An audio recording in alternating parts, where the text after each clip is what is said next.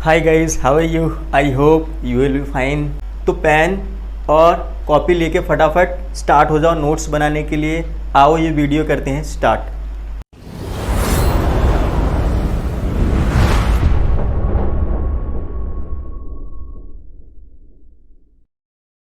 ठीक है, तो सबसे पहले गाइस हम करने चल रहे हैं क्या, इम्पोर्टेंस ऑफ मैनेजमेंट, यानी प्रबंध का महत्व।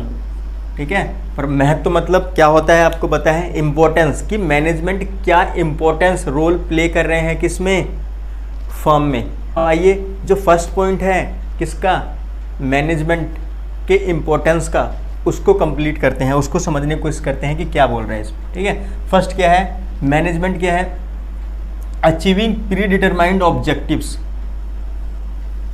यानी पूर्व निर्धारित लक्ष्यों को प्राप्त करना। ठीक है, अब देखो मैंने आपको बता रखा है कि कोई भी फर्म है, ठीक है, उसके क्या है, कुछ टारगेट्स होते हैं जो फर्म ने डिसाइड किए होते हैं कि हमें ये चीज़ें अचीव करनी है। मैनेजमेंट क्या है, जो ग्रुप ऑफ पर्सन्स हैं जो मैनेज करते हैं फर्म को।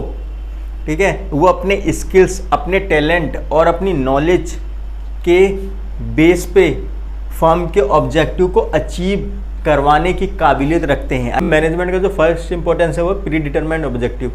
तो मैनेजमेंट के अपने टैलेंट, अपने स्किल्स, अपने नॉलेज के बेस पे फर्म के ऑब्जेक्टिव को पूरा करवाता है, इसलिए क्या है, मैनेजमेंट को बोला जाता है।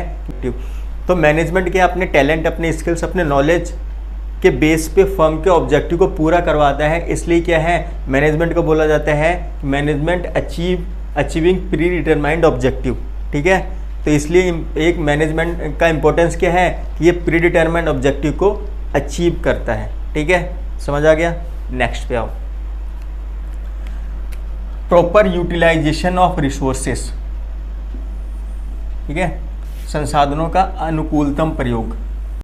अब देखो मैनेजमेंट क्या है, बेस्ट एंड चीपेस्ट वे में काम करता और करवाता है। जब जाहिर सी बात है, जब बेस्ट और अच्छे वे में काम करोगे तो रिसोर्सेज तो ढंग से यूज़ होंगे ही, संसाधनों का अनुकूलतम उपयोग तो होगा ही, जब आप किसी काम को अच्छा और बेटर करोगे। समझ आ रहा है? तो सिंपल, आपको अगर मीनिंग क्लियर है तो आपको सारी चीज़ें क्लियर हो जाएंगे। ठीक है, तो मैनेजमेंट का सिंपल काम क्या होता है, किसी भी काम को बेटर और अच्छे तरीके से करना और करवाना। ठीक है, तो बेटर और अच्छे तरीके से जब ही करोगे जब उसके रिसोर्सेज को प्रॉपर यूज़ करोगे। समझ आ रहा है? सेकंड इंपॉर्टेंस क्या है कि प्रॉपर यूटिलाइजेशन ऑफ रिसोर्सेज का ढंग से यूज़ करते हैं, वेस्टेज को मिनिमाइज करते हैं, क्वालिटी को बेटर करते हैं।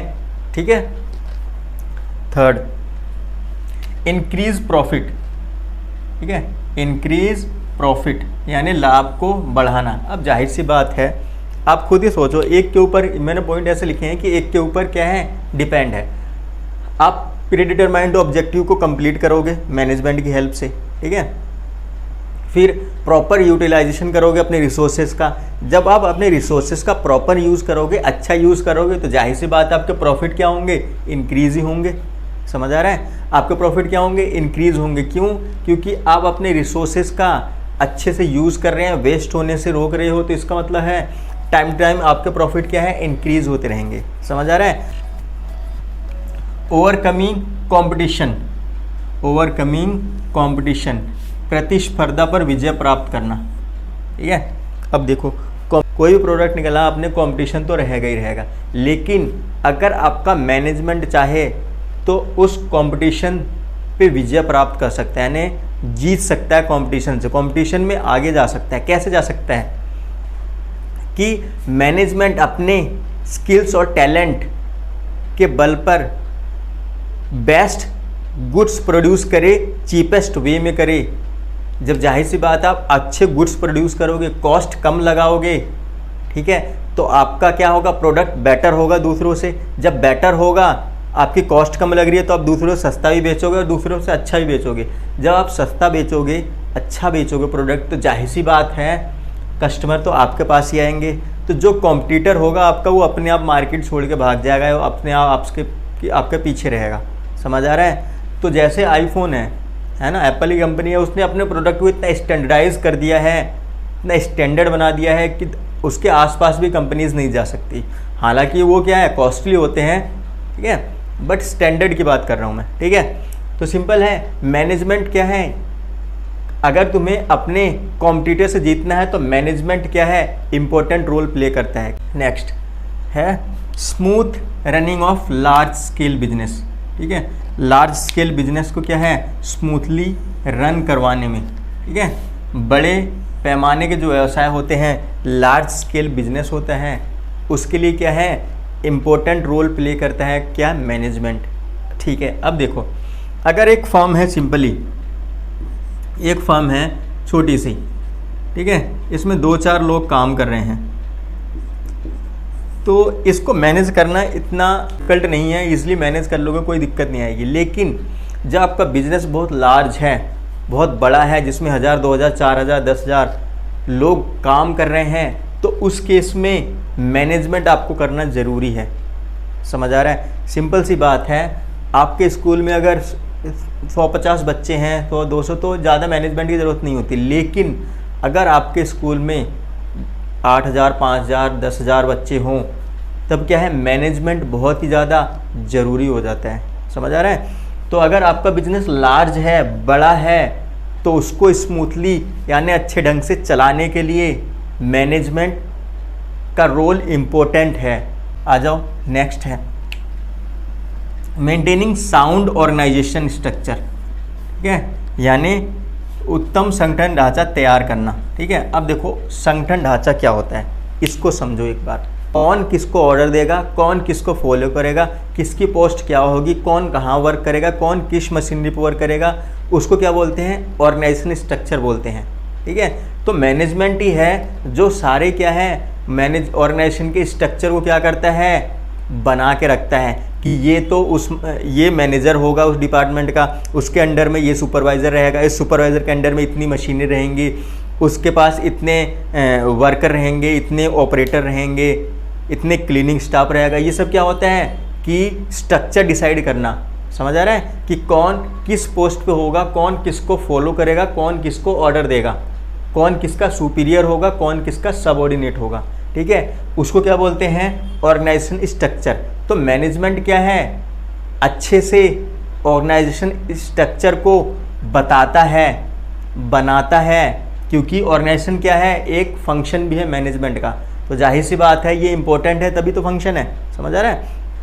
तो मैनेजमेंट का इंपॉर्टेंट है कि वो ऑर्गेनाइजेशन में साउंड ऑर्गेनाइजेशन स्ट्रक्चर बना के रखे, संगठन ढांचा बना के रखे, जो कि पता चले कि कौन किसको ऑर्डर देगा, कौन किसको फॉलो करेगा।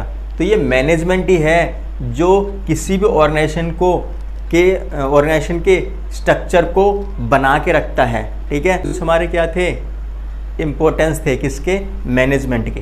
ठीक है, आई होप आपको ये क्लियर हो गया होगा। अब एक बहुत ही ज़्यादा टर्म यूज़ होगा मैनेजमेंट में, वो क्या है, इफ़ेक्टिव और एफिशिएंट। ठीक है, दोनों ऑलमोस्ट ऐसा लग रहा है कि सेम है। ठीक है, बट इनमें कुछ डिफरेंस है, समझने की कोशिश करना। अगर ये चीज़ समझ गए तो आपको जो मैनेजमेंट है और अच्छे तरीके से क्लियर हो जाएगा। ठीक है, अब देखो इसका मतलब क्या है। मान लो एक पर्सन है एक्स, ठीक है, या सिंपल एक नाम ले लो, एक पर्सन है राम, दूसरा पर्सन है क्या, श्याम। ठीक है, एक पर्सन है राम, दूसरा पर्सन है क्या, श्याम। ठीक है, इसको एक वर्क दिया गया राम को, इसने सेम वर्क को, ठीक है, एक वर्क किया, इसने 12,000 रुपये लगाए उस वर्क को करने में, और इसने वो वर्क इसने 10 डेज़ में कंप्लीट कर दिया।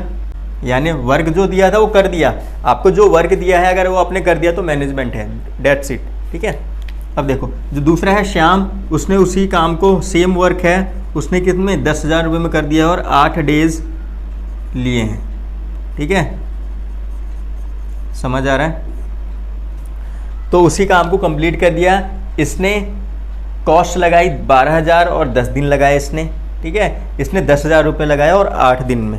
ठीक है, तो सिंपल सी बात है, आपको कोई डिफरेंस समझ आया? ठीक है, अब मैं आपसे बोलूँ कौन बेटर है, तो आप बोलोगे श्याम बेटर है, क्योंकि उसने कॉस्ट ज़्यादा लगाई है और दिन भी कम लिए हैं। तो सेम वही चीज़ है। ठीक है, अगर आपको कोई भी टास्क दिया जाता है, कोई भी काम दिया जाता है, अगर आपने उसको कम्प्लीटली अच्छे ढंग से कंप्लीट कर लिया है पूरा करना ही, उसको क्या बोलते हैं हम, इफेक्टिव बोलते हैं, यानी प्रभावी बोलते हैं। ठीक है, अगर आपने काम कर लिया अच्छे ढंग से तो आपको क्या बोलते हैं, प्रभावी बोलते हैं। लगाइए, आपने कॉस्ट कितनी लगाई है वो मैटर नहीं करता, आपको काम दिया गया, आपने काम कर लिया तो इसका मतलब आप इफेक्टिव हो। ठीक है, बट अगर आपको काम दिया है और आपने सबसे चीपेस्ट वे में और सबसे अच्छा काम किया है तो आपको क्या बोला जाता है, एफिशिएंट बोला जाता है। ठीक है, तो इस केस में क्या है, श्याम क्या है, एफिशिएंट है। ठीक है, और राम क्या है, इफेक्टिव है। समझ आ रहा है? तो आपको जो भी टास्क दिया जाता है, कोई भी वर्क दिया जाता है, अगर आपने उसको कंप्लीट कर लिया तो इसका मतलब क्या है, वो इफेक्टिव है। लेकिन दोनों ही क्या है, मैनेजमेंट है, इतना याद रखना, ये दोनों ही क्या है, मैनेजमेंट है। ठीक है, दोनों ही क्या है, प्रबंध है। ठीक है, तो आपको कोई काम दिया गया, आपने कंप्लीट कर लिया, देन इफेक्टिव है। ठीक है, इफेक्टिवनेस है। ठीक है, कि मैनेजमेंट कर लिया आपने, लेकिन उसी काम को आपने सबसे चीपेस्ट यानी सबसे कम कॉस्ट में और सबसे अच्छा किया है तो इसका मतलब आप एफिशिएंट हो।